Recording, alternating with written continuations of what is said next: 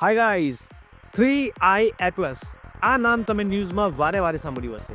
આજે જાણીશું શું છે આ 3i એટલસ. મિત્રો, 3i એટલસ એટલે આપણા સૌરમંડળની બહારથી આવેલો એક પદાર્થ અથવા ધૂમકેતુ.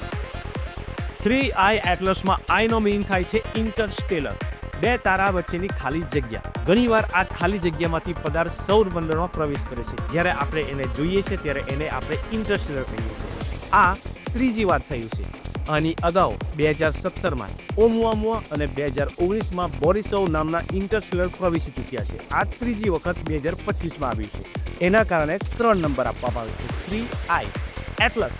એટલસ શું છે? મિત્રો, હવાઈ ટાપુ પર ટેલિસ્કોપનો એક મોટો સમૂહ છે જે આકાશને સ્કેન કરવાનું કાર્ય કરે છે, જેમાં પહેલીવાર આ પદાર્થને જોવામાં આવ્યો હતો, એટલે એને 3i એટલસ નામ આપવામાં આવ્યું છે. આશા રાખું છું કે આ માહિતી આપને પસંદ આવી હશે.